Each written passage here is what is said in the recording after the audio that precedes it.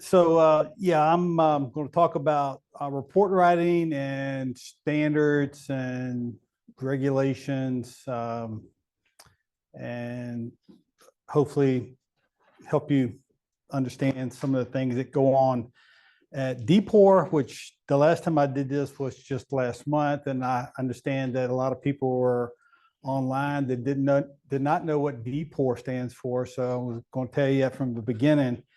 DPOR, and I'm going to probably mention DPOR a few times. So I want you to know it's in the Commonwealth of Virginia, there's a Department of Professional Occupation Regulation, which is short DPOR.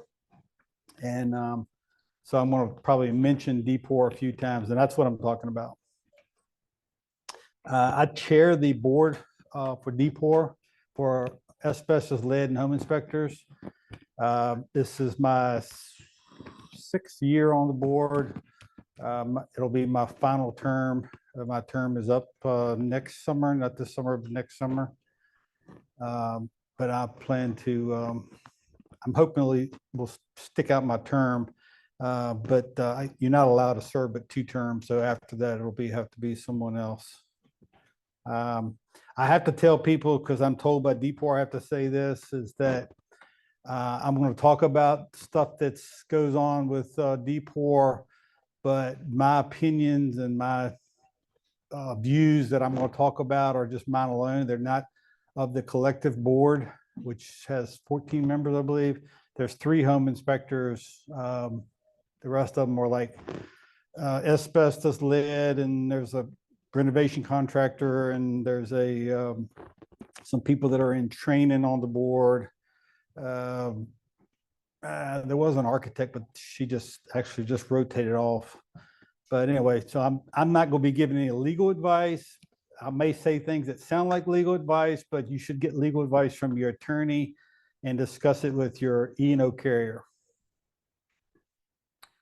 Most important topic of the day, report writing. It's basically where the rubber meets the road. I got that idea from Hollis. So you need to know the rules, and I'm going to talk about some of the rules. It's a big topic, and I can't cover all the rules, but I'm going to try to hit the most important things in my view. So as licensed inspectors, we have our SOPs, standards of practice. We have state regulations, and they tell us what's expected of us, what must be inspected, what should be in reports, and it also covers acceptable professional behavior. A contract is a good start. I love the heading on this contract.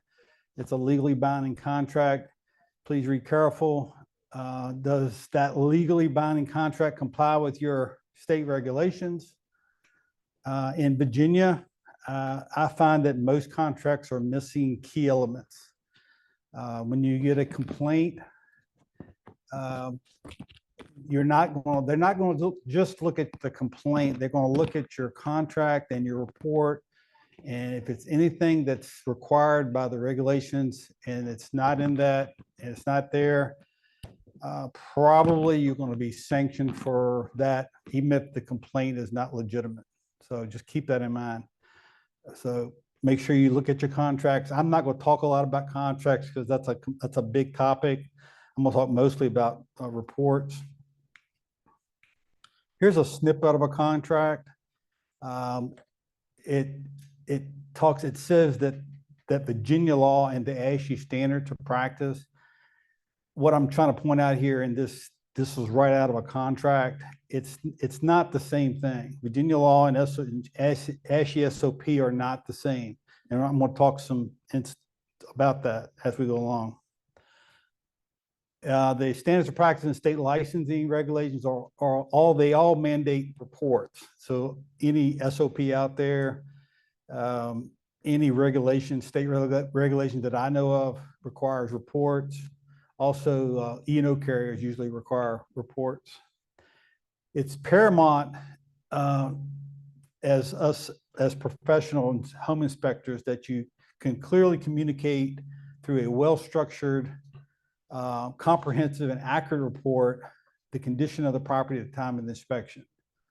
It's a very paramount thing in our line of work. We only get one chance to get it right. It's the legal record. So if you get called into court or DPOR or your state licensing board, it's what matters. It's what matters. A good report won't save a bad inspection, and a bad report can wreck a good inspection.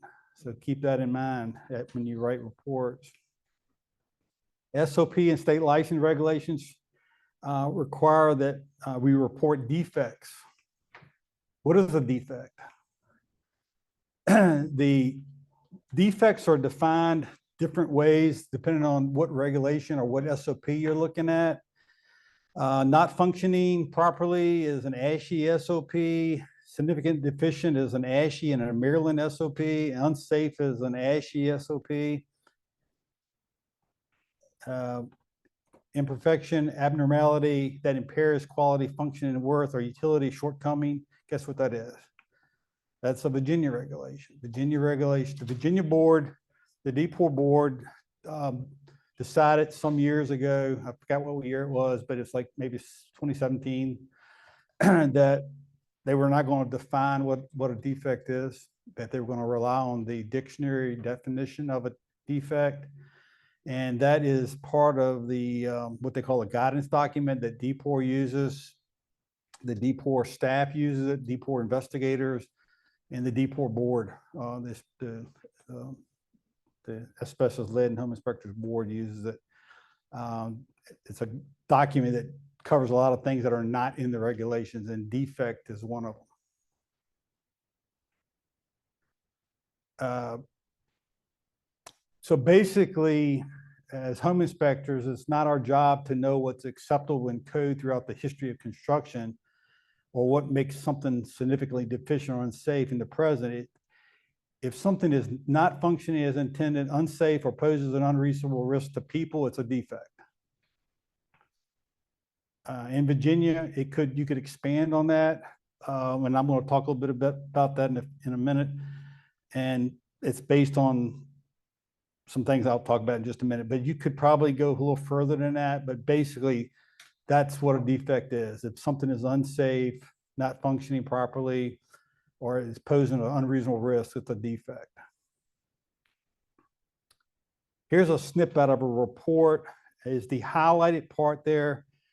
Does that make sense to you? I mean, I got this right out of a report, and it's just, and what I'm pointing out here, it's you got to have clear wording in your report, and to me, it just doesn't hardly make sense. But so that's the sort of thing I'm trying to point out to you. Just make sure what you have in your report is actually making sense.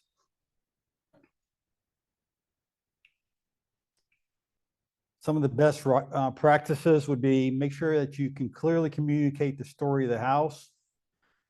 Your report needs to be well designed, easy to understand. It's a great marketing opportunity. I've told a lot of people over the years that I think the report is probably your best marketing tool. If people can understand it, realtors can understand it, and use it, and not have a lot of questions about it, it's a reason for them to tell somebody else that you do a good job. So it's something you should pay attention to. Before adding any comment, you should always ask yourself what value it adds to the report.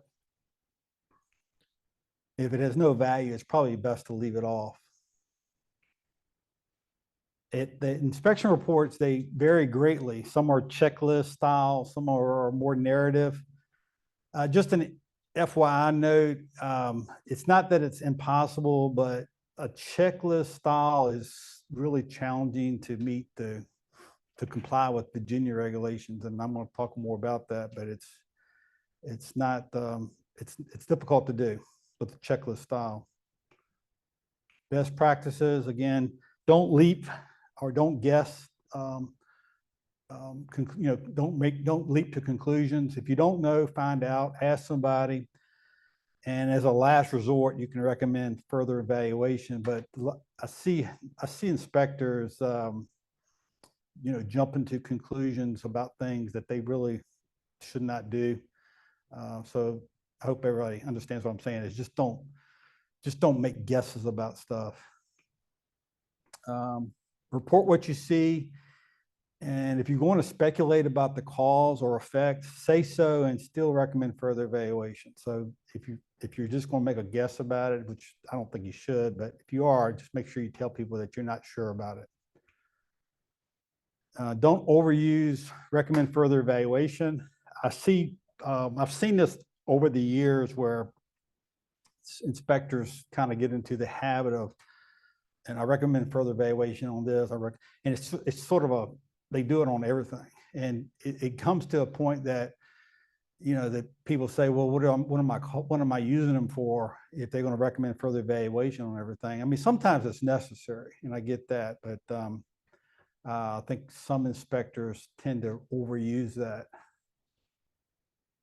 The use of technical terms, it's the best practice if you want to use technical terms to make sure you include a translation so that people know what you're talking about.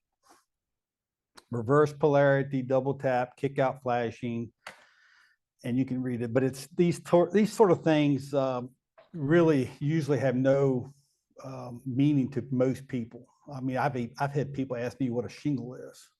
So it's just you got to make sure people understand what you're talking about.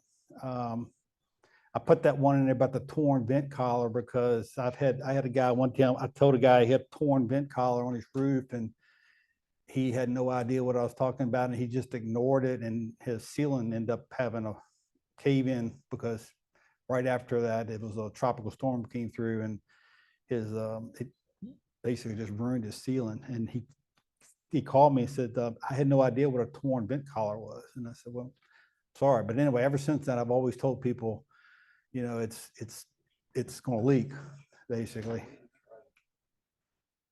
Communication failure occurs when a reader has no clue what the technical term means. We often have backgrounds in certain things or certain areas, and we tend to focus more on what our background is and skim over things that we don't have backgrounds in. And it sometimes can be a problem when you do that. So you have to be conscious of that because you don't want to over-evaluate, let's just say, the electrical system because you have an electrical background and just skim over on other things because it can create a problem for you because people don't understand why you gave such depth information in one area and just didn't in the other area. So be careful with that. I actually had a guy tell me one time that owned a multi-inspector company that he hates to hire somebody who has a trade background because that's what they do. And he said he hates to hire somebody that's got a background in a certain trade. Not being consistent can be risky. Clients, readers, such as judges, may not understand why you did not get the same depth to every system that you inspected. These are some of my dislikes. Again, I'm going to emphasize that it's my opinion because I know that home inspectors are always, they never agree. I personally dislike people when they say we or I, like we found rot or I found rot, or it just, to me, it just sort of personalized. I like just to say the trim has rot. Sounds better to me. Appears, I mean, there's always exceptions to this, but I think a lot of times appears to me sounds uncertain or weak. An example would be the roof appears worn out or there appears to be damage. Consider often sounds uncertain or weak. Consider making this safety improvement. I saw this in a report just recently. Or consider having the furnace serviced. Or sometimes may is used. You may consider having it evaluated. Be definitive if you can, or if you know for sure, just be definitive and clear about why you can't be definitive. Is this a fair statement? Report and writing is the worst part of the job. I've heard a lot of people say that. Let's talk about best practices to include what is commonly included and what must be included in reports. Common report contents. This is actually the front of my report. The address is usually included on reports. It's actually a must in Virginia. I'm pretty sure it's a must in Maryland too. The inspector's name is usually included, and it's a must in Virginia. The license number and expiration date is a must in Virginia. It's usually included in reports. Pretty sure that the licensing and inspector's name is required in Maryland. Client name is a must in Virginia. It's usually in most reports that I've seen.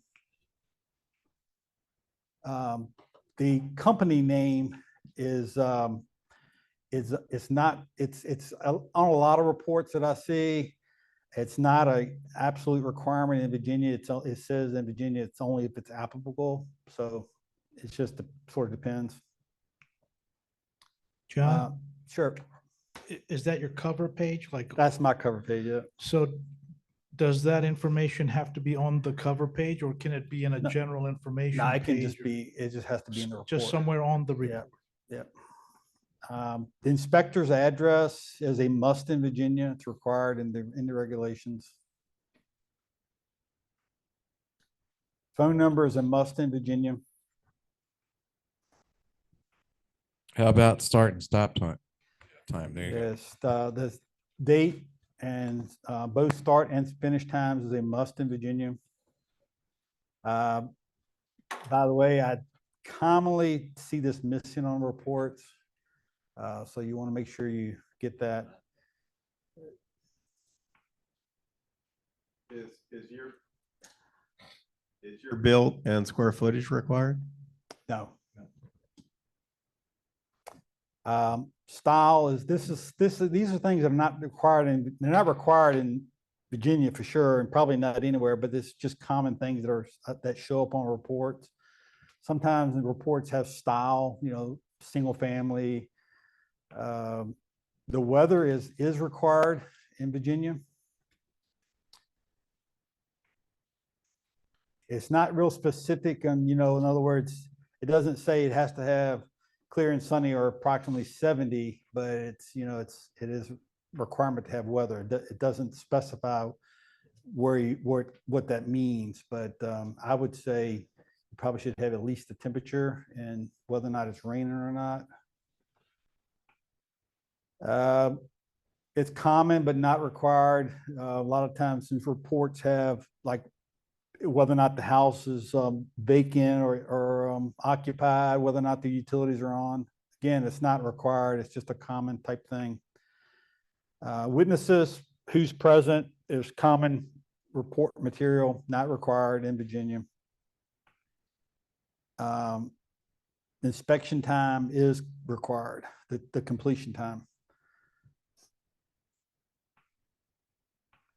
Uncommon content, but it's required in Virginia. And before you get excited, I'm going to tell you the good news about this. But right now, as of right now, you have to have your client's current address on the report. And I know no one does it because I've never seen it on the report. If available, I think. If available. I've never seen it on a report. And if I was the board member looking at this, I'm just not going to sanction anybody, or I'm not going to recommend anybody being sanctioned on it, because the board has actually proposed doing away with this part. It hasn't been signed off yet, but I'm sure it will be. And you can thank me for that, because I was pushed on this. I thought it was ridiculous. It's the phone number is currently required, but there's an amendment that's deleting this part. But the amendment that they've proposed actually says that you can have, instead of this, you can just have contact information, which would be an email address, something like that.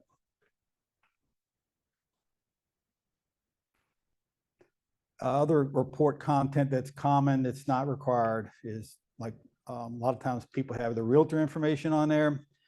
A realtor can be the authorized representative of the client, which is, you can have this in lieu of contact information for the client in Virginia, the way it's worded.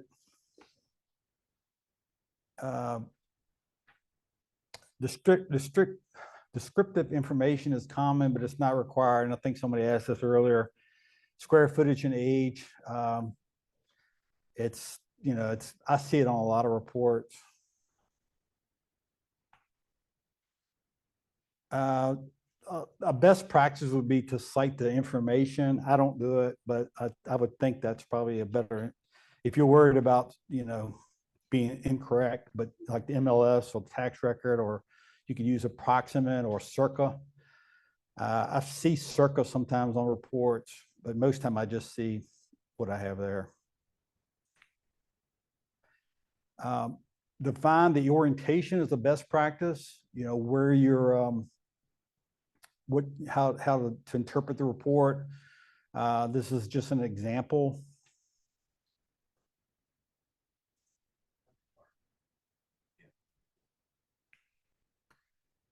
A statement of ownership is a best practice. An example would be that, if it's confidential, it's only for your client. I actually got this idea from one of the E&O insurance carriers, and I use this particular thing on my report. On every report I put out, I have that. There's another example that you could use. It's basically saying the report is owned by the inspector, and they can't use it without his written permission.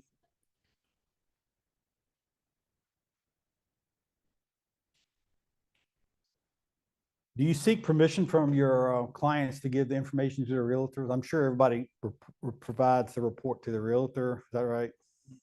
Do you seek permission for it? Yes. Because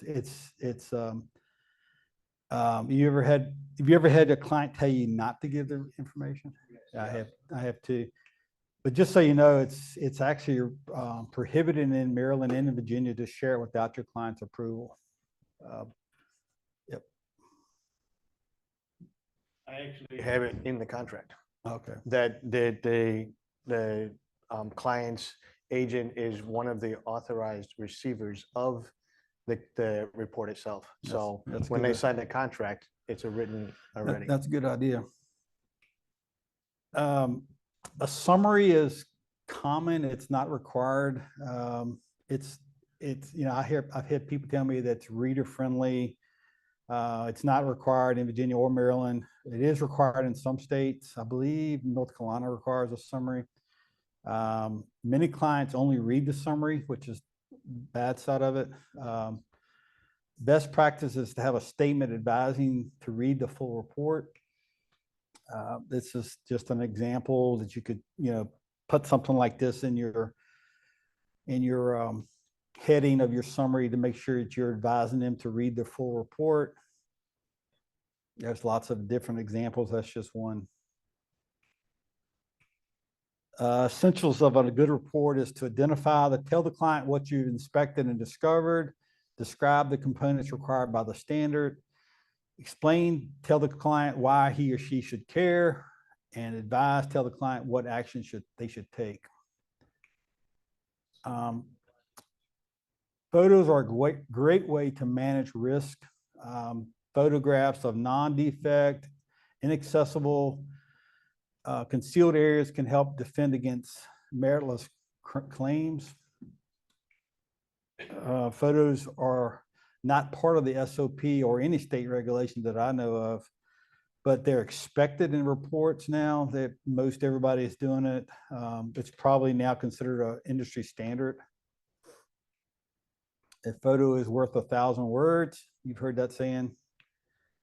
Be sure to control the expectations of photos. Example, I put this little statement in my report that basically telling them that I'm not depicting every defect and that they're not diminishing things that are, in other words, if I don't have a photograph, doesn't mean it's not a defect or important.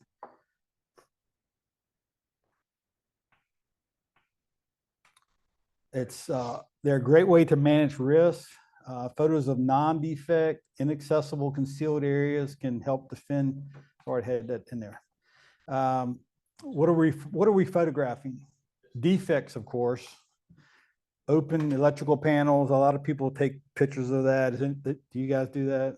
I know a lot of the multi-inspector companies, they require people to do that for their employees. Hopefully you would have more to say about that type of panel. Everybody knows what that is, right? Federal Civic Stab Lock panel. Everybody familiar with that? And Before and afters to it too, just how you left it. yeah, it's a good idea.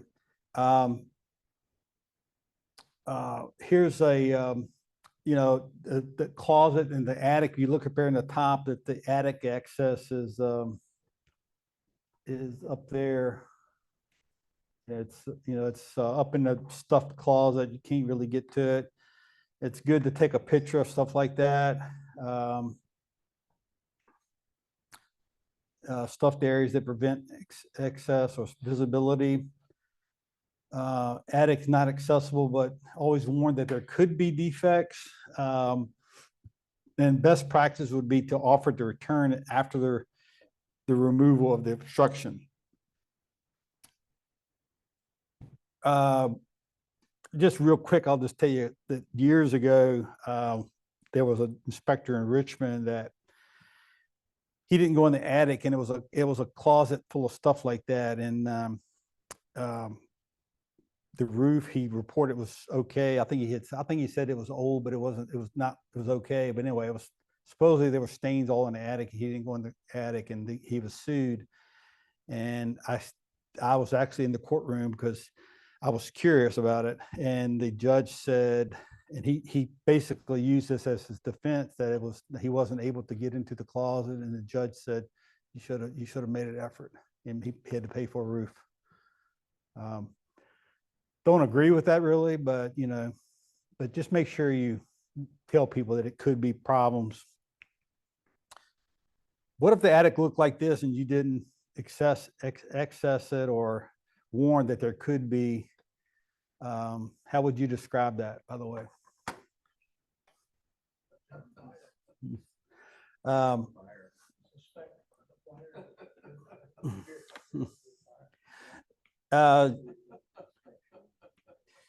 So this is going to lead to a quick story, but is the word blackened an adequate description?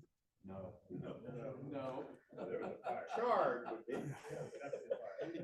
Would you consider that an adequate repair? You can fix anything with OSB. My advice, don't. There was a deport case not long ago, actually, that I was directly involved in. And the inspector, he reported that his attic access was limited.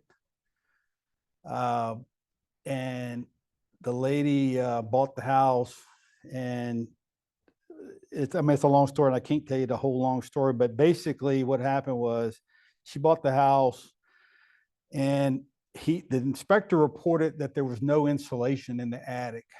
She hired an insulation contractor after she'd already bought the house to come in and put insulation in. The insulation contractor would not even go in the attic because he said it was so bad. He was scared that it wasn't safe. And she ended up hiring an engineer, and the engineer basically threw the home inspector under the bus. But the bad thing about it was the inspector had taken a photo of this is not the photo, by the way, but it was similar. He had taken a photo of the air handler, and you could see in the photo of the air handler that there was charred wood, but his report said the wood was blackened, and that's all he said. He didn't even recommend further evaluation. He didn't recommend further evaluation. It was $150,000 repair, and the lady could not afford to pay for it. So she sold the house at a loss and filed a complaint with DPOR, and he was sanctioned pretty heavily. But basically, it was just because he didn't adequately document, and he used the wrong word. He shouldn't have used blackened. You know, it's just not a proper description. And he didn't say anything else about anything. Just so you have to be careful how you word things and make sure you cover yourself. Hey, John, Yep. with regard to what you just explained, and also be careful what you take a picture of and understand what's in the background that you may not have picked up. Yeah, it's a good point. Yes, make sure you properly just, say things that look like this one. I would say that repair work is substandard. You might want to take photos of finished basements that conceal the foundation, because you just want to make sure because if someone's reading your report, you want to be clear that you can't see the foundation.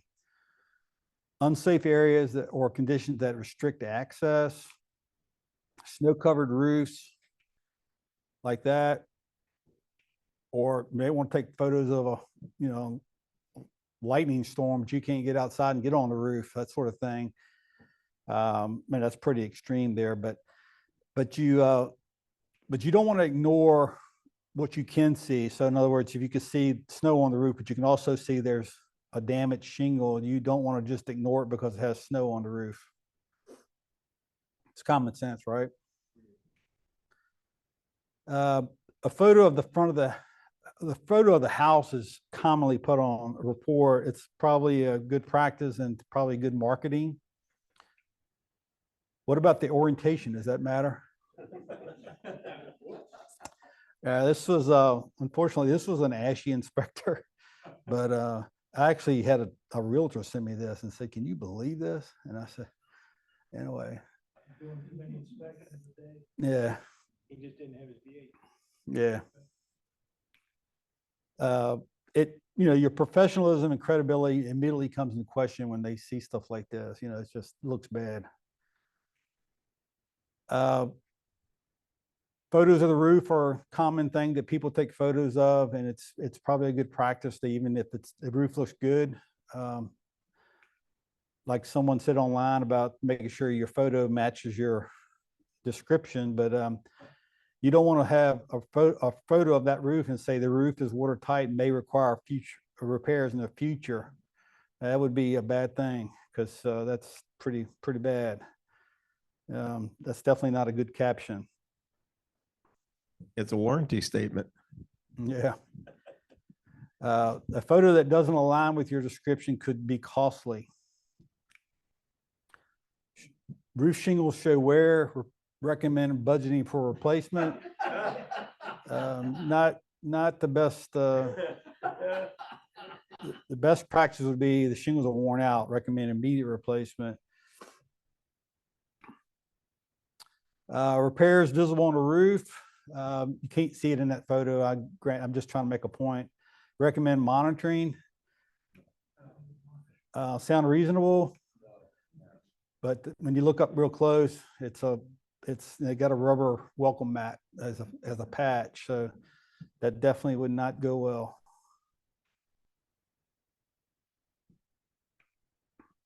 Describe this roof. Y'all guys up here in Northern Virginia probably see a lot of slate. So does that look good? I mean, does it look, I know it's hard to tell from it, but I'm just going to make a point here in a second. Looks like it's had multiple repairs. Yeah, would you say that, I know a lot of inspectors put life expectancy. Would you say it's a limited lifetime roof or a lifetime roof, or what would you say? A lot of guys do that, but traditional slate, scatters, repairs, visible, lifetime expectancy, lifetime, bad idea. Might not be the best practice, especially when you look up close and the shingle, the slate are basically flaking. When slate get flaking like this, it's no repairing them. They have to be replaced. And it's probably not a Virginia slate, but most of Virginia slate come from Buckingham, and it lasts, 200 years. That's probably from some other state, maybe Pennsylvania or something like that. It's definitely not Virginia slate. Here's a snip from another report. Inspect that and tell me what you see. This is the comment that he had on the report. You got the TPR going into the main pan, the HVAC. Good observation there. This is what he had on the report. He said, where does it say that? It says no reportable deficiencies. See that? Right there, no reportable deficiencies. He did say something about there's no drain pan, which it was probably an older house, but it looked like concrete to me. But anyway, see, it could have been, but anyway, my point is going to be that he tied the no reportable deficiencies. Then he says that the TPR valve extends into the ground at the termination point was not determined.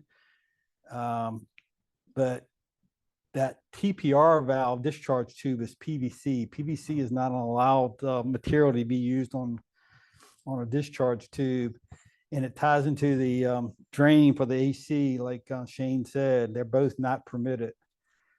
This sort of thing destroys the credibility of the inspector, and this is why inspectors need to come to training events like this to learn things. And this inspector hadn't been around a long time. I know him, but I don't know him, but I know he hadn't been around very long. Often inspectors, especially from the multi-inspector companies, they have a list of minimum required photos. My son works for US Inspect, and don't ask me why he don't work for me. It's a long story, but he works for US Inspect. He's it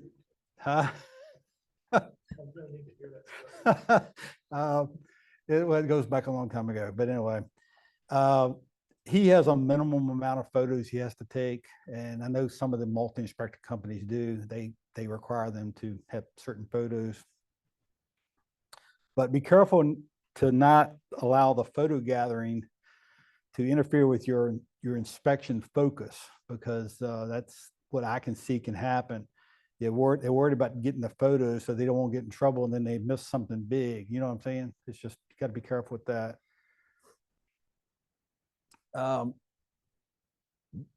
The best practice is to reference the SOP that you're following. It's required in some states. Example would be scope of inspections. This inspection will be in pursuant to the minimum standards established by the Virginia Home Inspection Regulations, or this inspection was performed in accordance with the ASHI standards of practice unless otherwise noted in the inspection agreement. Are they equivalent? No, they're not. So the SOPs like InterNACHI, ASHI, and state regulations are not equivalent. Let's explore this. The state licensing regulations are not optional. I think a lot of inspectors think they can do this because I see it too often to think that they don't think that. They're not optional. It's not, that doesn't mean you can't comply with both, but you can't, if you're a Virginia inspector, you have to follow the Virginia home inspector regulations. Same thing in Maryland. Same thing in North Carolina. I actually know inspectors, and I know a lot of inspectors in Virginia, but I know inspectors in Maryland and in North Carolina. Here's a snippet of a Virginia contract. It says, this was in a Virginia contract, and this wasn't that long ago. This inspection is in accordance with the standards of practice by the International Association of Certified Home Inspectors. Uh, if I've got a complaint and I'm sitting as a board member listening to the complaint, I'm going to have a problem with this right away because it's not going to be compliant with Virginia regulations. Unless you're licensed in a state that allows you to pick the SOP, in Kentucky, for an example, is the only one that I know of, but it may be others, but it's not going to comply with the licensing regulations. Most state licensing regulations are not optional. In Maryland, the licensing regulations are clear that it has to be to the minimum standards of Maryland Commission of Real Estate Appraisers and Home Inspectors. In Virginia, it's a lot of must that show up in the regulations. Inspection reports must contain. It has to must inspect, must to describe, that sort of thing. They're required, not optional. Must means essential. What is a standards of practice? Yeah, standard of practice is a guideline or criteria that for determining the acceptability or quality of service. It's a minimum required. It's the minimum required to perform a good service. Hey, John, Yes. can you back up the describe? Yeah. Is DPOR still looking at getting rid of like describing stairs and describing countertops? No, it's They gave up on that? well, I mean, I was on the committee that went over the regulations. It's been a couple of years now. We're still waiting on that to be through the executive review. And I tried to make a point to get some of this stuff changed, and it just basically fell on deaf ears. It's just they were determined not to drop some of that stuff. And I completely agree with you. I think the ASHI standards are much better. And I don't know exactly whose finger who I could point at that actually got the stuff messed up a long time ago, but it's definitely the Virginia regulations need some more work. They've been improved some if they could ever get through executive review, but not like they should be. It was Reggie Marston. Yeah. And Trisha was talking about that stuff when she was there. Yeah. She knew that was not right. Yeah. Yeah. Just if you're going to cover this later, just say so.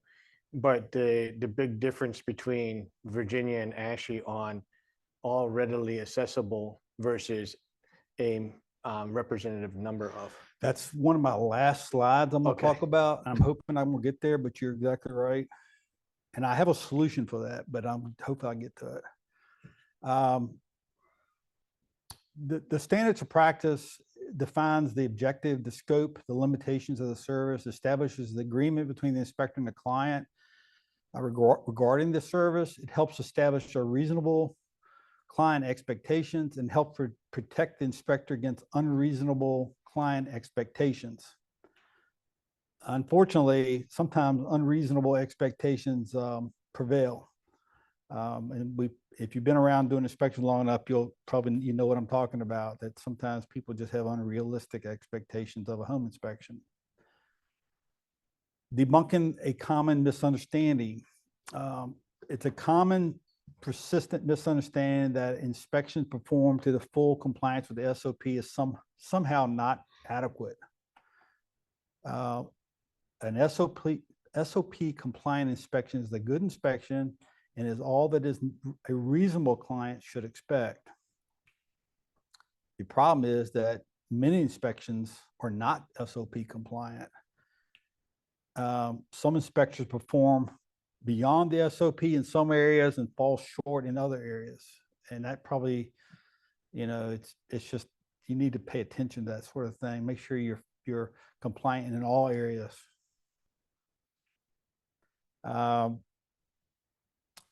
The professional associations such as ASHI, INTERNACHI, et cetera, all have SOPs. 37 states have licensing regulations. Most licensed states have SOPs. Some adopt the ASHI SOP. For example, Tennessee and South Carolina adopted that. And Maryland is really close, right? Yeah, it's really close. Some let you pick your own SOP. Kentucky is really the only one that I know. But Virginia and Maryland do not. They have their own regulations that must be complied with.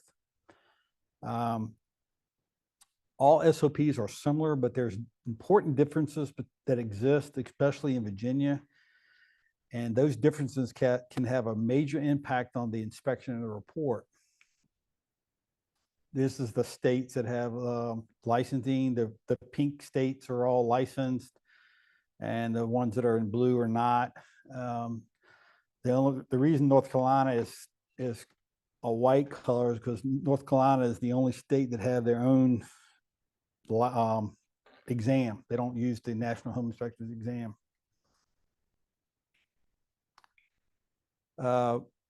Which standard of practice? Most states have their own license, their own SOP. Most state regulations are not suggestions. Virginia home inspection regulations, they're codified, meaning that they are Virginia law. They're not optional. They are the law. Maryland regulations are also not optional. It's best practice to subscribe. Is it best practice to subscribe to more than one SOP? Ask yourself, what are the benefits? Does it add any clarity, or is it confusing? Does it help protect you, or does it open you up to more legal scrutiny? I would suggest discussing that with your attorney and your E&O carrier. I don't want to say one way or the other, but I've heard attorneys say it's a bad idea, but I'm just going to leave it at that. I think you can comply with both, but you just have to, make sure you are. Here's an example of, basically saying that it's going to be completed using the ASHI standards and the Code of Virginia. It's a good question for your attorney. Well, would the issue there, mentioning both, be the issue, or just whether or not your report met the minimum requirements of Virginia? Yeah, you definitely have to meet the minimum requirements. I'm just not sure how confusing it will be. And I always think about it in court. I go to court a lot, more than I really want to. But court systems seem to get, they tend to get like confused about things. And I just don't know if it's opening you up to more legal scrutiny or not. So that's why you should really talk to your attorney about it. Mm-hmm. It's important to understand that Virginia and Maryland and most states that license home inspectors have regulations of state SOPs, which are the minimum that you must comply with. It doesn't mean you can't comply with a state regulation and the ASHI SOP. The ASHI SOP states the standard shall not limit or prevent the inspector from meeting the state statutes which license professional home inspectors. So I've heard that people say that if you're an ASHI inspector, you have to follow the ASHI SOP. It is true, but it also has in their SOP, it says that it doesn't mean that you can't, it says it shall not limit or prevent the inspector from meeting the state statutes. If you practice in more than one state, you might have to ensure that your report complies to each state and have different report templates.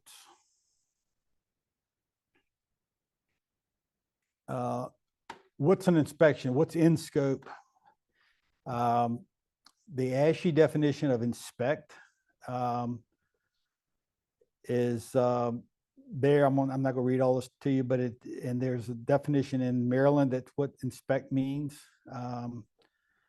But basically it's saying that it's a visual inspection looking for things that are not operating normally, visually acceptable. What's out of scope, which is what's beyond the inspection. The Maryland SOP states that the standards of practice set forth in the chapter is not intended to be technically exhaustive. And then Maryland also defines what technically exhaustive means. ASHI basically says the same thing and has almost the same definition of technically exhaustive. Virginia doesn't define inspect. It does require the inspector to contract. It does require that the home inspection contract make written disclosure that the home inspection report is based on a visual observation of the existing conditions of the inspected property, which means that Virginia regulations also are visual. Virginia regulation does not mention or define technically exhaustive. It does say you have to inspect and describe readily accessible, readily observable defects.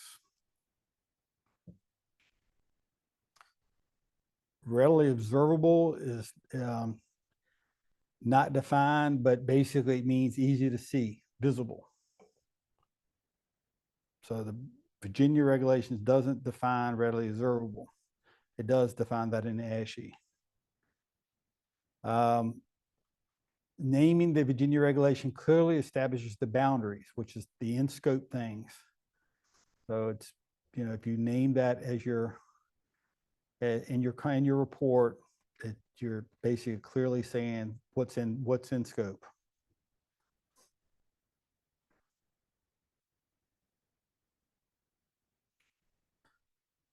Are the highlighted parts of Virginia regulation significantly deficient at the end of its life expected service life?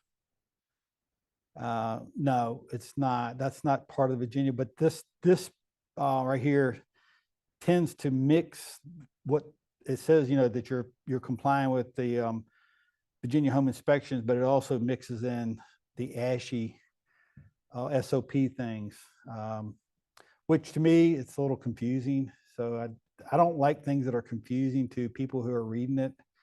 I would say kind of stay away from that. It's also saying that based on their professional opinion, that's suggesting they're overriding the state requirements. Yeah, yeah. Going beyond the standards, understand the risk. In most cases, the standard establishes in your state regulations are the minimum standards. But whether it's the ASHI SOP or the state SOP, if you contradict your SOP by identifying and inspecting the excluded systems, you may be potentially weakening your ability for it to protect you.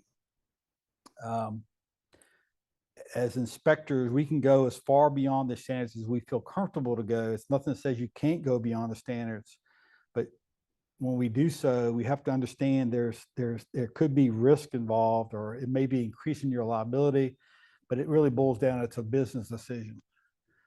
I used to work for a multi-inspector company years ago for just a few years, and the guy I worked for, he basically he had a rule that you can't even look at something that you're not inspecting. So, for example, if it was a radon mitigation system, he said, don't even look at it. He said, because you're not inspecting that. Don't even look at it.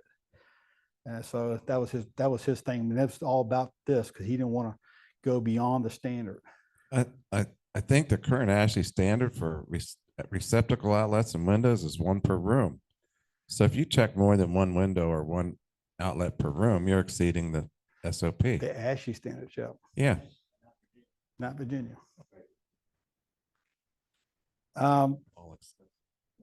Going beyond the standards, understand the risk. One incident may be that may hold you accountable for another, and consistency is a best practice. So in other words, what you do on house A should be what you do on the house B, house C, house D. And, you know, I know that's going to always not be the case, but you should just kind of keep that in mind. And I got an example of that. Your contracts and your agreements should say what you do and what you don't do. Why it's important to be consistent. I kind of got this out of order. Sorry about that. It's why it's important to keep consistent is that one instance may hold you accountable for another.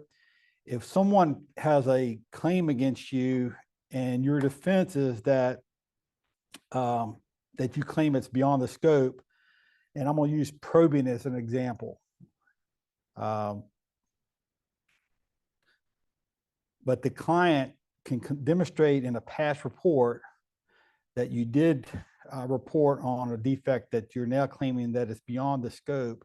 They can use that against you. And usually how they get that is the realtor will say, look, I got this report he did just last week, and he did probe. And I'm just using that probe as an example. ASHI says that you're not required to probe surfaces that would cause damage or where no deterioration is visible or presumed to exist. Maryland says that home inspector shall probe a representative number of structural components where deterioration is expected or where clear indications of possible deterioration exist. But then it goes on and says probing is not required. It will, if it will damage any surface or where no deterioration is visible. I had a client years ago, or actually the homeowner. I learned a lesson. You know how when you do home inspections, you learn lessons from things. But I used to have a screwdriver I would stick in the wood, like around a window, for example. And I took a picture of the screwdriver sticking in the wood, and he basically claimed that I damaged the wood with my screwdriver. I have rarely done that since. I'd usually use my finger, and if I said my finger can go in it, I'm not damaged, it's already damaged. So it's just one of those things that I do. Virginia regulation does not mention probing. It does say you must inspect and must describe. And I'm going to use this as an example. It says you have to inspect and describe the eaves, soffit, and fascias were readily accessible from ground level. That's what the Virginia regulation says. What if the complaint is that you did not discover damage on a roof eave? Your defense is that it wasn't visible and probing is outside the scope.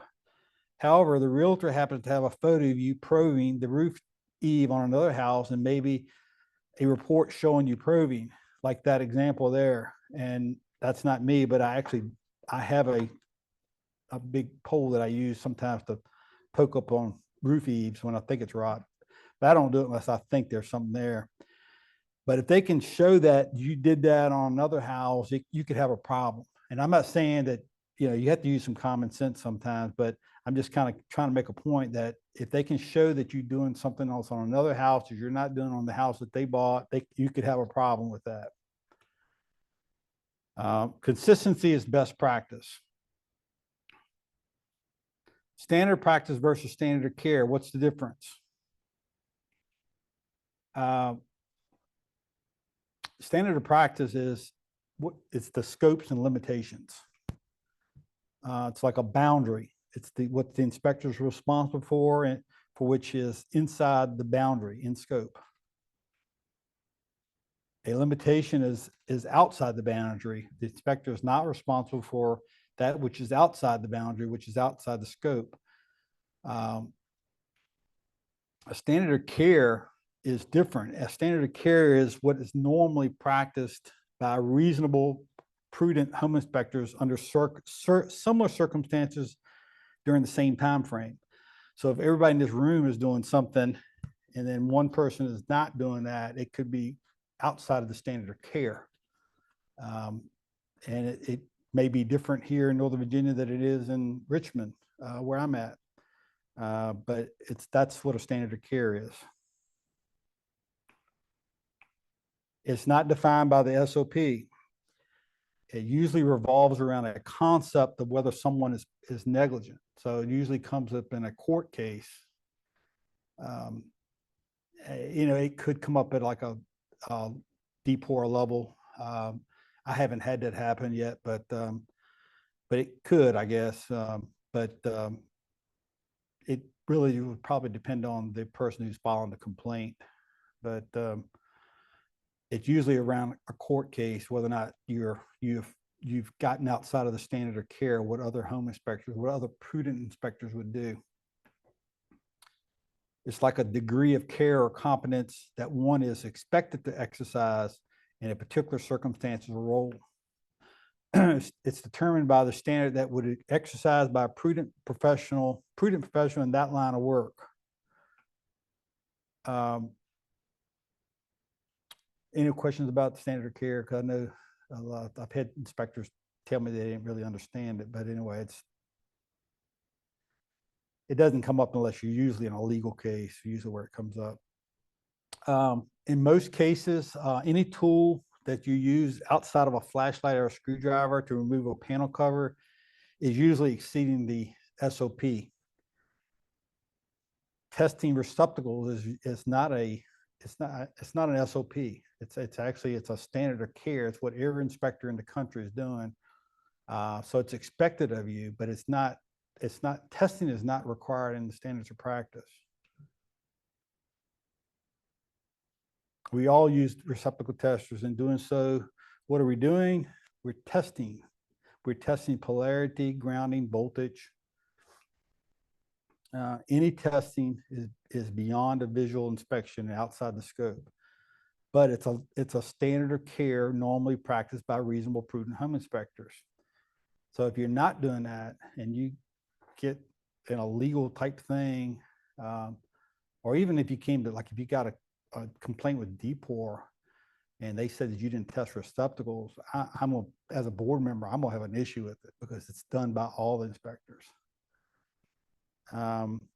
Unlike Virginia, unlike ASHI, Virginia, and Maryland, the testing of receptacles is in scope in North Carolina. In North Carolina, the regulations say that they have to test receptacles within 6 feet of sinks, and it requires that they check the polarity and the grounding. So that's in their standards in North Carolina. So that would be in scope in North Carolina. Another example of standard of care would be 25 years ago when I started doing home inspections. Photos were just unheard of in reports. I mean, I think a few people were probably doing Polaroid type things because there was no computer reports when I started. I was actually one of the first people to do computer reports in Richmond. But most everybody was doing the little checklist, carbon copy things. And some people were, including some Polaroid type photos. And but now that's expected, and it's a normal practice. It's what normal prudent inspectors are doing, and it would be considered a standard of care. 25 years ago, also, moisture meters were not common. They're now standard tool. All the home inspectors use them under certain circumstances. Doesn't mean you have to use them on every circumstance, but I would think that most inspectors carry moisture meters. Scope, inside the boundary, in scope. Limitations are outside the boundary, out of scope. Best practices would be have limitations documented in your report. Limitations are a must in Virginia in the report.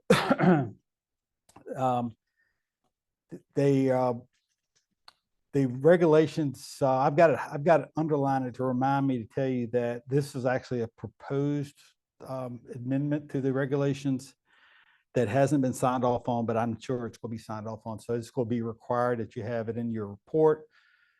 Anything that you cannot inspect that's required to be inspected. You have to have systems that are winterized or not working, not on. The home inspection must state the reasons these were not inspected. So anything that's that you're supposed to be inspecting, and if you're not inspecting, you have to have a reason that you have to have a reason in the report for it. Best practice would be to document limitations like this bathroom. That's the tub is not visible. Bathtub not visible at time inspection. Inspection could not be performed. See photo. There could be concealed defects. Recommend further evaluation. And as I said earlier, you might ask somebody to move stuff. I don't typically move stuff like this. I usually say, if you want me to inspect it, you can move it, or so I'll just, I'll just report that I can't see it. Or you can recommend having them pay you to come back. And I usually charge a fee to go back. But again, limitation should clearly document it, and the picture is worth 1,000 words. That's just not inspectable. It's full of junk and stuff. Here's a garage full of stuff. And it's a kind of a snip out of a report that you should put in your report to show that you couldn't get in the garage, and the photo clearly shows why you can't. Same thing with crawl spaces. I one time, this has been a long time ago. This inspector is actually no longer in business, but an inspector went to a house, and he didn't go into crawl space because there was groundhogs. And the realtor, the story is the realtor, I was somewhat involved, not deeply involved, but the realtor supposedly knew that there was a problem in the crawl space, and she did not tell anybody, and the inspector didn't go in the crawl space. And the problem was that you could take the crawl space door off and look, and you could see that there was damage, and he didn't report that. He just said that he didn't go in the crawl space. The judge made the realtor and the inspector split the cost of it. So that was his judgment. The judge, it went to court, in other words. So you got to make sure you, there's also a D-Pour case along these same line where an inspector inspected the house. He couldn't get in the crawl space because he was a big guy like me. Couldn't get in the door because there was a plumbing pipe kind of blocking the door. He couldn't get in. And supposedly there was some fungal mold growth that you could see. The lady who bought the house got a job transfer. She had to have the house. She sold the house like 6 months later. And the inspector that the new buyers hired was a much thinner guy. He went in, got all these photos of this nasty, damaged crawl space, and she filed a complaint with D-Pour, and he was sanctioned because he didn't clearly document. It wasn't documented well enough to basically meet the requirements. John, what would the standard of care be for whether or not crawl space access could be negotiated safely? Well, there's an ASHI, I'm actually have it on here in just a second, but there's an ASHI thing that says that you don't have to go in under a certain size, which I have it on another slide here in a second. But I'm gonna also say that if you're gonna use that standard, you should have it in your contract. And I think I have it just a second. Here's just an example of if you can't get access to somewhere like a crawl space and the pipe is blocking, you should document that you can't get in. And this one actually says no access to the far left rear. Good idea. Here's this is what I was just saying about the ASHI has a SOP that says that inspector is not required to enter floor crawl space that has less than 24 inches vertical between the components and the ground, or have an access opening smaller than 16 by 24. The 1624 is actually one of the code requirements. That's probably where that came from. But if you're going to use that, which I think you should, you need to have that limitation in your contract, and you probably should also note it in your report that that's not accessible, and put those. I would probably document what the dimensions are, and I think it would save you. Yeah, some of the more difficult access issues that I've seen are where you might be in a basement. The opening to the crawl space starts at 5 feet above the floor.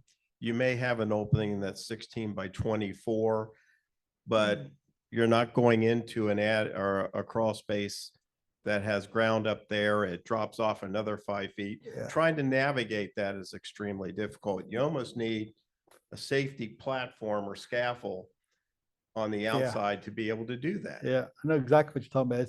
It can be dangerous because you could, I mean, this inspector I know, he's actually retired now. He's been around, he was around for a long time, but he used to always tease that he likes to tie a rope around his foot when he goes in place like that, so somebody can just pull him out. But it's yeah, I would just document it that you can't get in there and tell the reason why it's not safely you can't navigate it safely. Also have to consider getting the heck out of Dodge if there's something in there chasing you. Yeah, yeah. In ASHI's SOPs and in Virginia and Maryland, I believe all three of them have things about if it's not safe, Yeah, then so just as long as you document Yeah. into the report, the limitation was it wasn't safe for this reason. yeah, I'm okay with Yeah. that, but just keep in mind that but if you can visually see something, make sure you document it, because if I can't get into somewhere, I'm gonna usually, I mean, I hate to say this, but I'm gonna usually find some reason to say there's something wrong. I'm gonna look in there and see something's in there wrong. I'm gonna find something to say.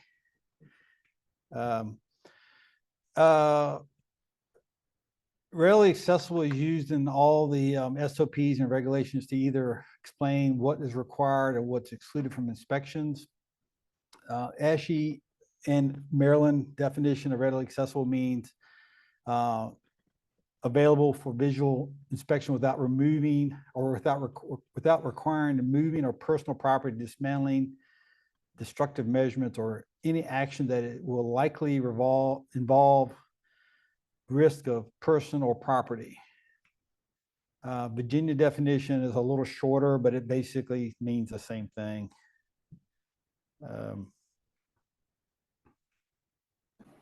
Can I chime in there for a sec? Yep. Can you go back to that slide? So one thing that's been sticking with me this whole time is a while back, you showed a picture of a attic hatch that was severely blocked by personal belongings and shelving in the way, and that the judge in that case had found that the home inspector didn't make an attempt and found in favor of the plaintiff. Correct? What about this right here? You know, it says not removing personal property. Yeah, I mean, like I said, I didn't really agree with it, but judges sometimes, and it's a lot of times I think it's just how you word things. You got to make sure. I think the whole thing is you got to make sure you tell people that there could be problems that you can't see, because people don't know what they're buying or they don't understand what might be. So I think if this inspector said there could be things in that attic that I can't see and recommend that you have me come back when the obstruction is cleared, I think he would have probably been okay. But I mean, that's interesting. On my inspection agreement, and I'm sure many others, you know, we outline these, you know, limitations that, you know, says if things aren't readily accessible, they're not able to be inspected. And that's in the inspection agreement. So maybe you think that would suffice if we were ever taken to court over a similar issue? It's hard for me to say, because I've actually been involved in some home inspector cases where the judge, he wouldn't even rule on the inspection agreement until he heard the case. And I think they're probably looking for whether or not there's neglect involved. But on one particular case, the judge did rule in favor of the inspector because of his contract. And I thought the inspector was dead wrong, actually, but the judge ruled in favor of him because of his contract. But so what I'm saying is I can't really say what judges will always do, because they seem to be kind of all over the place about things. Yeah, no, that makes sense. So you just think that state and, you know, national association defined standards of practice would be something that the judge would rely on, Yeah. you know, because even if you took the personal belongings out of that picture you showed a while back, that hatch still looked tiny, and the ability to get up into that angle on a ladder into that. I mean, any experienced home inspector out here knows trying to get into an attic hatch in DC or something like that. Sometimes you can't even get your body between the ladder Yeah. and the wall of the closet to even get to the hatch. Yep. How much time do I have? 30 minutes. Okay. Is the green highlighted acceptable? Only representative number? Not in Virginia. That's right. Representative number is a wording used in SOPs, including ASHI in Maryland. It's not. That's not used in Virginia regulations. For example, that windows, doors, countertops says representative number. That's not compliant in Virginia. It's important differences between the Virginia regs and other SOPs. ASHI, InterNACHI's, Maryland, North Carolina, they all state that you can do representative number of light switches, that sort of thing. Virginia regulation doesn't use the word representative number. Virginia regulations say you have to inspect readily accessible light switches and so forth, switches and receptacles. You just said the magic word there. It's the magic sentence that Virginia reg says you must inspect and describe. And I know you were getting ready to get to that, but there it is right there.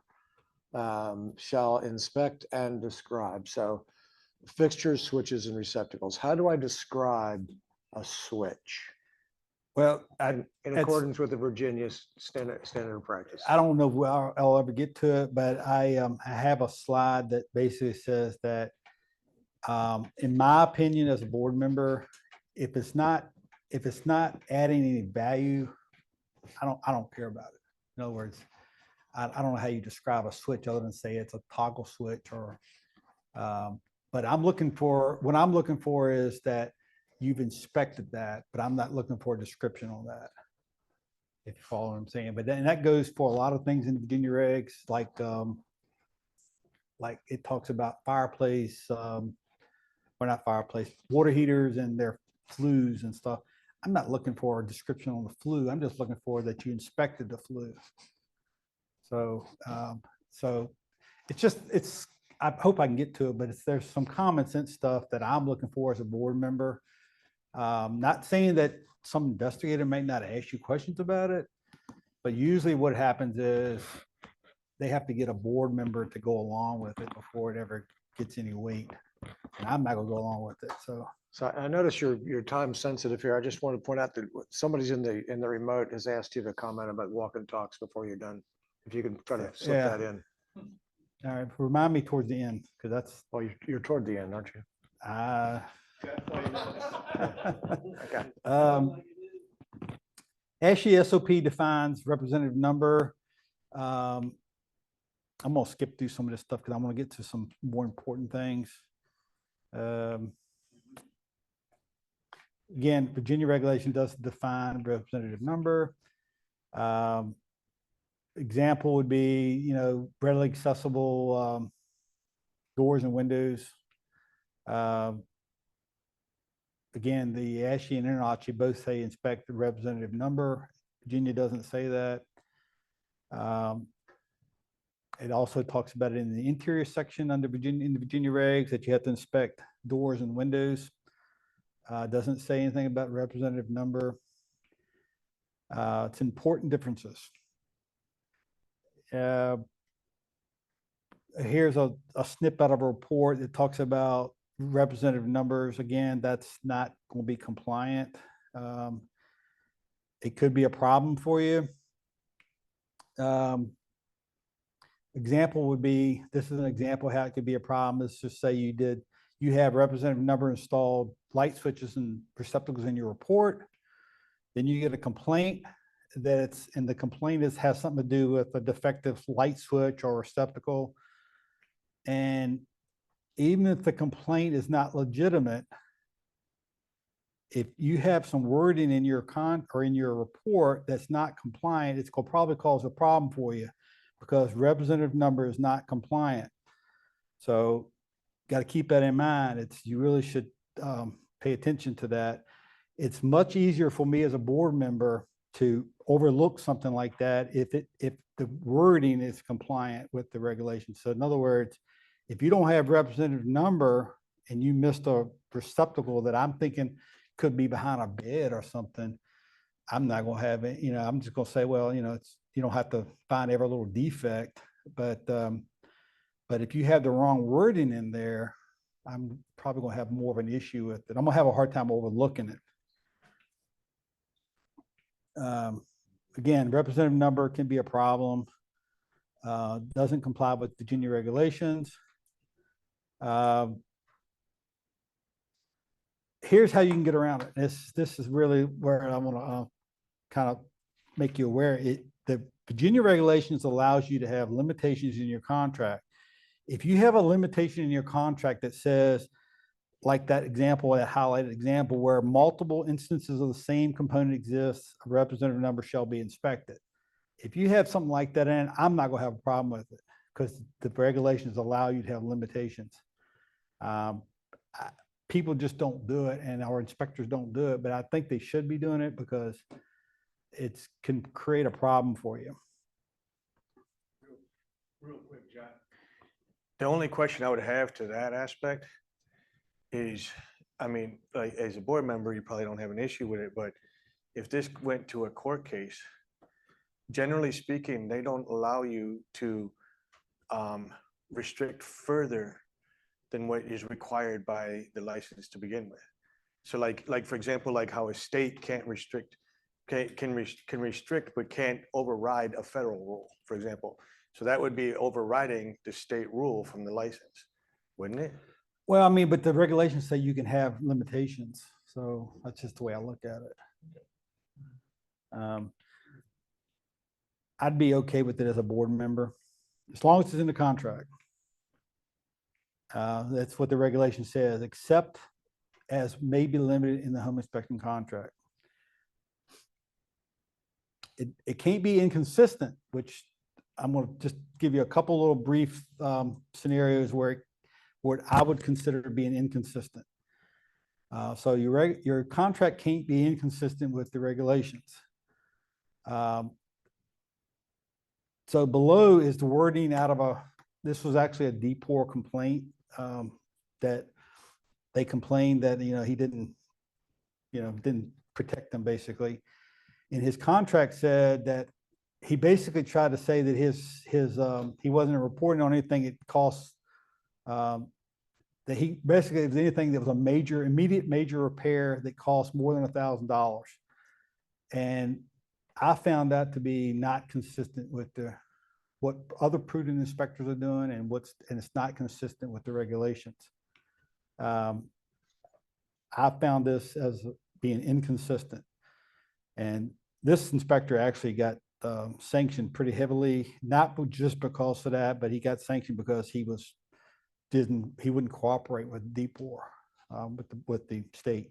Was it because of the dollar amount, or what was the issue? Well, the issue was they had a bunch of problems, which hopefully I get to some slides on it, but he had a bunch of problems with windows, the roof, and he basically said that he wasn't responsible for any of that because it was all less than $1,000, but it added up to be $20,000 or $30,000. It's not a standard of care because other inspectors are not doing this. A limitation in scope would be more like you don't inspect specific components or where multiple instances of the same components exist. A representative shall be inspected.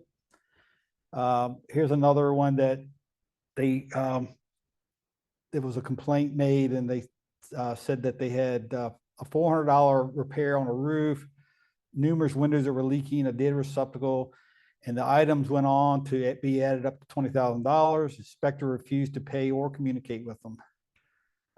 This was his contract that he basically said that he didn't, wasn't responsible for anything at less than $500. And that's it's not what other prudent inspectors are doing. And also, part of the complaint was about the roof and the windows, and his contract didn't even mention roof or windows. So again, he's sanctioned. The report actually showed some windows and indications of leaking, but he didn't mention it in the report. He just had captions under the report, under the photos, which was probably an error. He probably just didn't get around to it. I mean, I'm sure everybody's probably done that at some point, but captions are just really not enough. You need to have more, you know, and plus the other defects that were in there showed up in the summary, and this one didn't. Probably omission, but the pictures are just not enough. I reviewed this. I basically saw this as a not consistent with regulations, and also found it to be failing to act as a licensee in a matter to safeguard the interests of the public, which is a regulation, or it's a prohibited act in the regulations. And it didn't mention roof or windows. There's many differences between the ASHI and the ASHI SOP and Virginia regulations. Inspect kitchen appliances, describe main water valve, inspect kitchen exhaust system, bathroom exhaust, closed dryer exhaust, all required by ASHI and the InterASHI SOP. Most of these are not specifically required to be inspected or described in Maryland, but the Maryland does say you have to describe the location of the water valve, and you have to describe mechanical ventilation systems, which I guess you could kind of rope all that in, except for the appliances. And you shouldn't ignore things just because they're not specifically required, because it could be one of those things that you're not safeguarding the interests of the public, or it could be that you're not complying with what the standard of care is in the industry. So don't ignore things that are obvious like that. I'm going to skip over this because I'm going to get to a part that I'm running out of time here. There's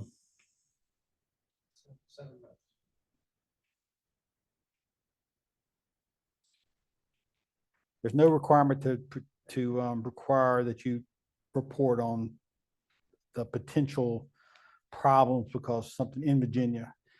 ASHI does require that, but this Virginia does not. Avoid mistakes that damage your credibility. Report mistakes can be poor grammar, misspelled words, contradictions in your report, all damage your credibility. So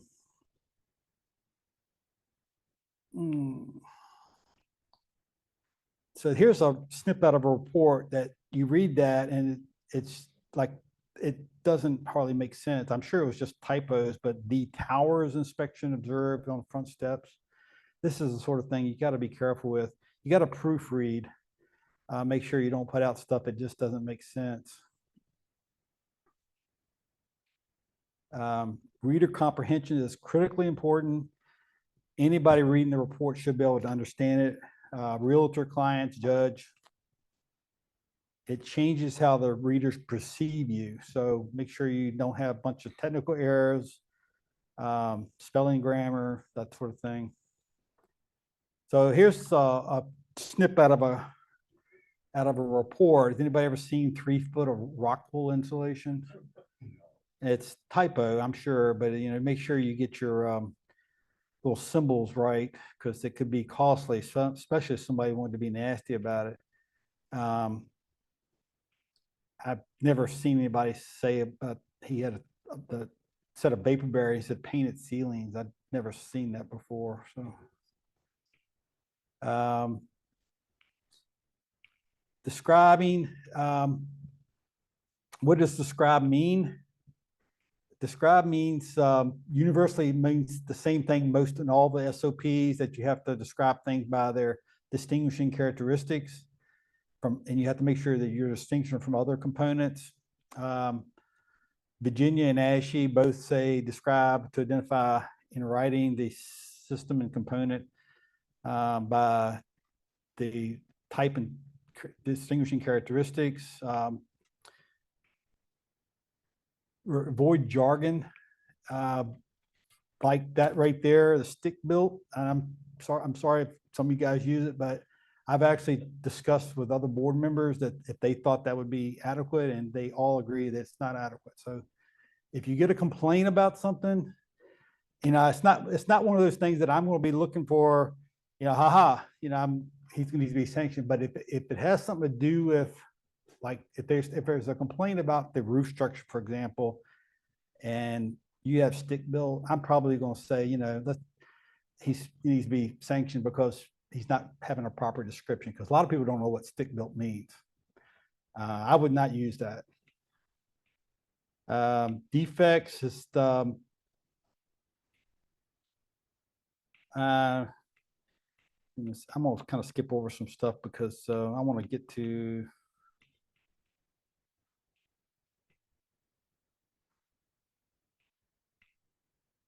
I want to make you aware of this, that DPOR adopted the definition of describe some years back.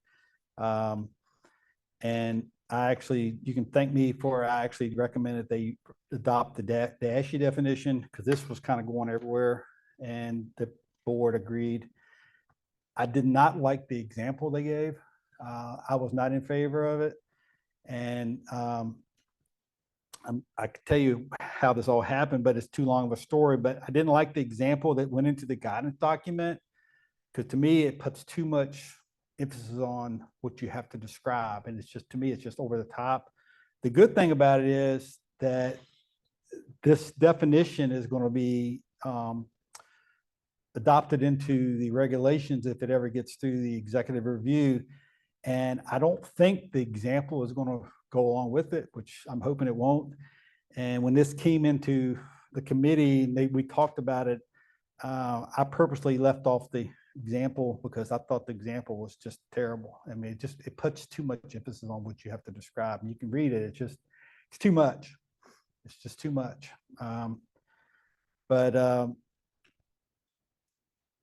That is going to be added to the regulations, not the definition. I hope the definition, the example doesn't go in, but the definition is going in.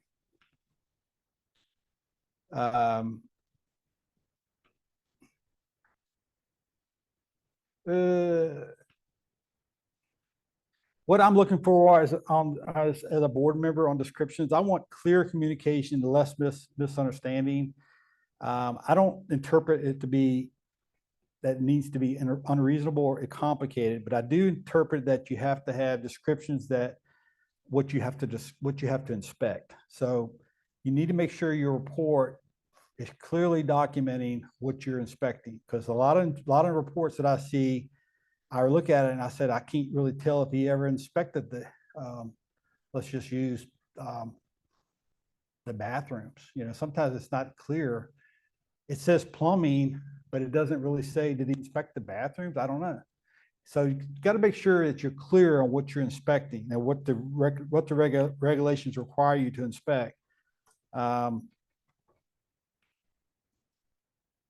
try to apply some common sense reasoning. The level of description varies on the specific components being inspected. For example, I'm looking for the water heater and the energy source, but not so much the description of the related vent systems and flue system and chimneys. I'm not looking for descriptions on that. I'm looking for that's been inspected though. If it's unreasonable and has no value, I'm not really interested in it. I'm not looking for it. It seems unreasonable to me that you have to describe related vent systems and flues and chimneys. It doesn't add any value. But I do think you need to make sure you clearly say that you're inspecting it, and it's different ways to do that. But is this, do I have a few more minutes or? 10. Okay. So this is just a quick quiz. Is this compliant? This is a snip out of a report.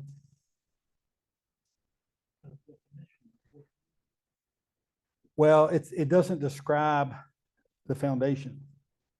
It's talking about the foundation, but there's no description of it. In other words, Needs to be concrete block. I don't really like block. I see sometimes people just put block. I mean, I'm okay with it. I'm not real crazy about it, but I'd rather see concrete block. Foundations are one of the top 5 claims made against home inspectors. That's why you should make sure you pay attention to the top 5 claims, and I'm gonna never get them all, but foundations, roof, plumbing, water damage, mold. That's the top 5 claims made against home inspectors. But it's required to describe foundations in the ASHI SOP, Maryland regulations, Virginia regulations. You have to describe the foundation. This is sort of what I'm looking for. Concrete block, poured concrete, brick, rubble. And you probably should note whether or not it's a crawl space or a basement. So after I get through this, I just want you to hear the story because I think this is very important. How inspecting the same house more than once can be tricky. In Virginia, it'll soon be required that you have to disclose that.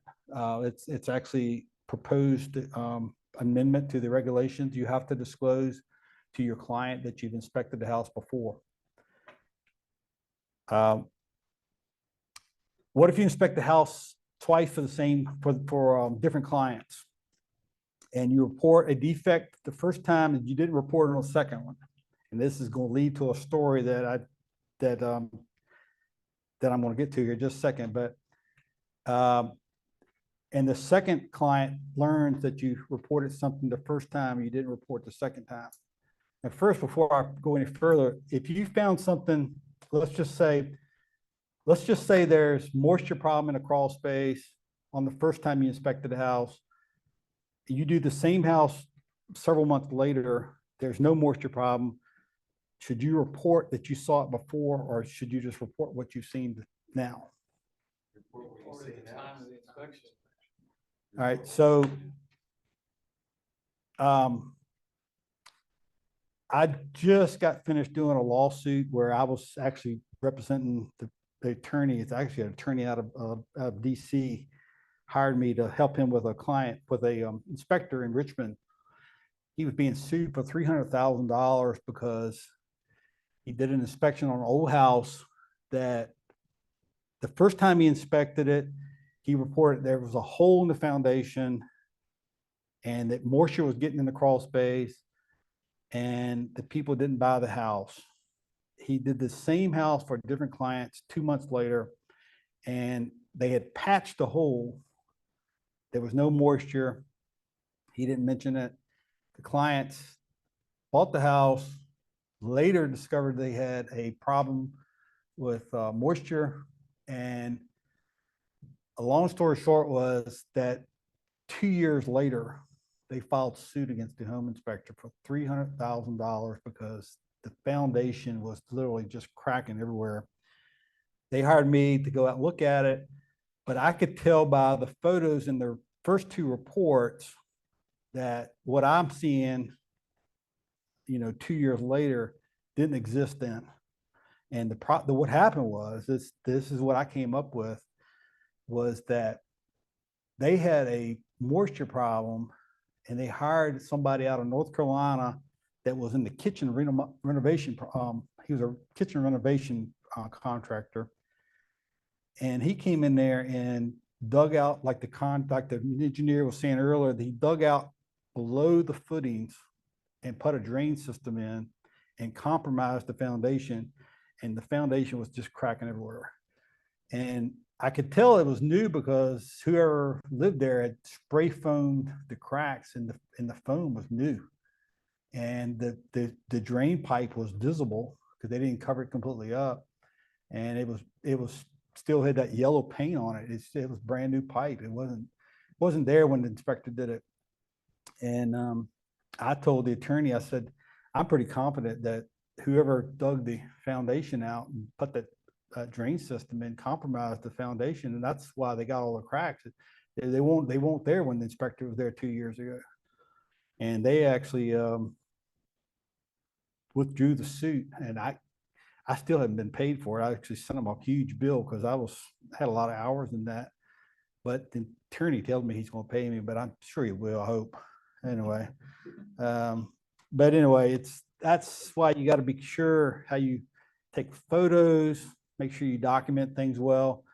You know, in hindsight, I kind of think that I'm not sure if I'd have done it either, but I think that because he reported they had a hole in the foundation, he reported that they should have it evaluated and repaired by a foundation repair person. He probably should have said in his second report that they should seek documentation on who did the repair or something, but I don't know if they would have saved him or not. But that was how it got kicked off. They found out that he reported something the first time, he didn't report the second time. And It seems like you would reasonably report on the second one that there were previous foundation repairs. yeah, he didn't note that. Is there a time frame when this goes into effect, this change of how long in between the two inspections? Because I've done inspections, I've seen my tags from 15 or 16 years ago. I don't even remember the house at that point. I mean, I have my contract that I'm not responsible after 10 months, but that doesn't mean it'll hold up. I've had other people say that's too short, but my attorney told me he thought it was reasonable, but Any idea how they found out he did the first inspection? the realtor, No, it was common to both. yeah, the realtor gave him the report. And when I went down to look at it, they had an engineer there, and it's the same engineer that threw the home inspector under the bus I talked about earlier. I don't like the guy. I don't like the engineer at all. He's got a reputation of he doesn't like home inspectors. He just throws them under the bus. But I didn't even speak to him, and they asked me if I wanted to talk to him. I said, I don't want to talk to him. I mean, I didn't want him to try to influence me, but anyway, it's able to figure it out too. huh? You would have thought he would have figured it out for sure. Well, evidently he didn't. He's basically saying that the inspector missed it. But if you look at the report, you can tell that because he's got photos of the inside the crawl space, and the crawl space along the foundation doesn't have a drain system, and it does now when I was there. So I know it wasn't there when he was there. And they compromised it. They dug down below the footing. I could actually stick my screwdriver under the footing of the foundation. And but anyway, I wanted to make sure I told you that, because you got to make sure you stay on your P's and Q's. Here's actually I got to put this in here. This was the first inspection that the inspector did. He noted that it was concrete block, had no report of cracking, and checked no apparent drainage. He had a photo of the water coming in the crawl space through that hole, and he noted that well, it's sort of a pet peeve of mine. I hate when somebody says cinder block, but he has concrete block. I know it's kind of a petty thing, but I don't like that sort of thing. But he did say recommend having it evaluated by, he said, recommend corrective action, make appropriate repairs to the foundation, keep moisture from in the crawl space. That was 2 months before the second one. The second one, he noted that the same thing. He said no apparent drainage, concrete block, and he made a note that there was the vapor barrier was deteriorated. He did not have that on the first inspection for some reason. But no apparent drainage, which also told me that, you know, I would have thought he'd seen it, it was clear that it was a drainage system. But when I was there, it was completely silent on the previous defect. Didn't have anything about it. When I was there 2 years later, this was my report. Basically, I'm just saying that, you know, it's cracks everywhere. There was a drainage system installed that compromised the footing, and that I was basically reaching the conclusion that it was had compromised the foundation, is why they had all the cracks. And there's some photos of the foam they used to fill the cracks over there in that right picture. And there's some cracks that they did not foam, and they also had painted white paint on it, and that wasn't in the first two inspections. And this is where they dug down below the footing. That's dirt. I can see dirt. And you can see that that doesn't look old. It looks like a new pipe. Hey, John, Yep. we're not to push or nothing, but we're pretty much out of time. So I would say if there's some extra questions and things, maybe people can stick around. Yeah, that's fine. Um, And I think somebody wanted me to talk about walk and talk.